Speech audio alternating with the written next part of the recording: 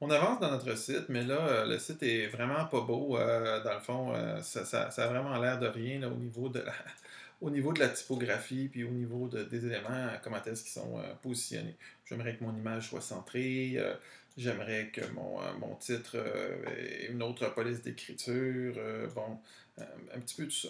Ça fait que là, ce que je vais aller faire, c'est que je vais aller mettre en forme mon texte, je vais les mettre en forme, mes images, à l'aide des feuilles de style. Donc, comment ça fonctionne, les feuilles de style? Dans le fond, c'est plein d'attributs de style, ça le dit. Là. Et dans les attributs de style, je vais aller dire de quoi a l'air mon H1, de quoi a l'air mes images, de quoi a l'air mon header. Donc, je vais aller personnaliser l'ensemble de toutes ces balises-là que je viens de mettre. Il y a plusieurs façons de les utiliser. On peut aller les mettre dans la ligne par ligne, mais c'est un petit peu long. On y viendra, ça a son utilité. On peut aussi le mettre dans l'entête de notre document, ces styles-là. Mais si notre site a plusieurs pages, mais ça fait vraiment pas de sens de répéter à chaque page tous les styles. Donc c'est pour ça que la meilleure manière et la plus répandue, c'est de créer une feuille de style externe et de l'attacher à notre document. Donc on y va. Pour créer notre document de feuille de style externe, on fait tout simplement un nouveau fichier et on l'enregistre. Donc, on fait enregistrer sous. Et là, ce que je vais écrire, c'est défaut.css. Ça pourrait être d'autres choses. C'est juste que défaut.css, généralement, ça veut dire que c'est le style par défaut là, du site. Alors, dès que je fais ça, lui comprend que c'est un document CSS. Et les attributs styles que je vais mettre là vont se mettre à mon autre fichier. Encore faut-il que je dise à mon autre fichier, hey, coucou, il y a un document que je viens de créer qui s'appelle défaut CSS et j'aimerais que tu te fies à ce document-là pour styliser. Alors c'est pour ça que là, je vais aller dans mon head, ici, je vais juste vous grossir ça un petit peu. Je vais aller dans mon head, je vais rentrer dedans, et là, je vais venir encore une fois ouvrir mon bec de canard et je vais aller chercher ma feuille de style. Comment je vais faire ça? Avec l'attribut link. OK? Donc, link, ça veut dire il y a un lien vers quelque chose. OK?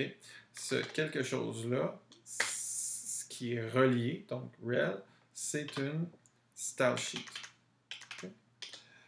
Et cette style sheet-là, elle est disponible où? Href, c'est Hypertext Reference. Donc, ça veut dire le lien hypertexte vers ça, c'est vers défaut CSS, qui est donc le nom que j'ai donné à ma feuille de style. Donc, voici, lien vers une feuille de style qui s'appelle défaut.css.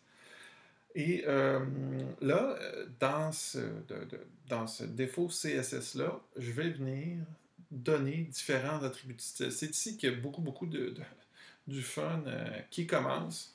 Alors, on va commencer par faire un style très simple. On va aller voir qu'est-ce qu'on pourrait faire avec notre titre, tiens, que moi je trouve vraiment affreux. Donc, on va aller ici dans notre défaut CSS. Et au fond, on va aller commencer les feuilles de style. Déjà même, je pourrais me dire, tiens, je voudrais que, par exemple, que dans toute ma page, ce soit tout écrit dans une autre police que Times News, qui est vraiment pas beau. Donc, je regarde dans ma page ici, c'est tout en Times News. Fait que c'est toujours le principe d'inhéritance, donc d'héritage. Alors, mettons ici, j'ai une balise qui s'appelle Body. OK? Ben, ils héritent toutes ces balises-là héritent de Body parce que Body les englobe. Donc, si je dis à Body, toi, tu vas avoir un attribut de style, elles vont toutes, ces balises-là, avoir un attribut de style. Okay? Comment je fais ça? Dire à Body qu'il y a un attribut de style, ben, j'écris Body en premier, tout simplement comme ça, ici. En l'écrivant, il comprend que je parle de lui. Et là, ce que je dois faire, c'est que je dois ouvrir une petite accolade comme ceci, le curly bracket. Et ce qui va être à l'intérieur de ces accolades-là, ça va être les différents attributs de style sur lesquels je vais me fier pour ma page. Bon, là, il y en a des milliers d'attributs de style en CSS3. On va aller par les plus simples. Heureusement, j'ai mes indices de code. Donc, dès que j'écris font, donc police d'écriture, j'ai pas mal de choses qui apparaissent. Et donc, ça me donne un indice. Donc, font family. Oups, j'ai été un petit peu vite ici.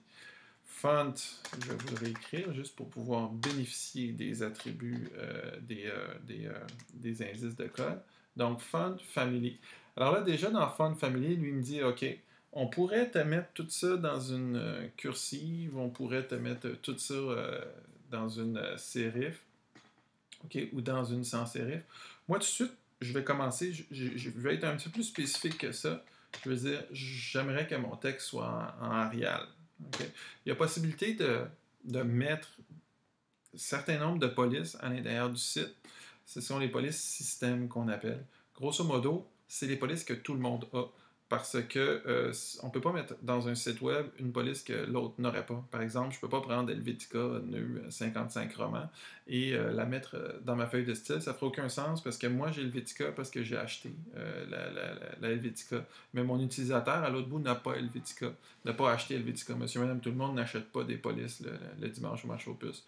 Donc, il va falloir que j'aille spécifier une police que je suis certain que cet utilisateur-là a dans son ordinateur, soit Arial, Curls, Comic Sans, Times News, Trébuchet, Verdana. Donc, on voit, c'est sûr qu'on voit le pas haut au niveau de la typographie, mais c'est ça les polices que tout le monde a.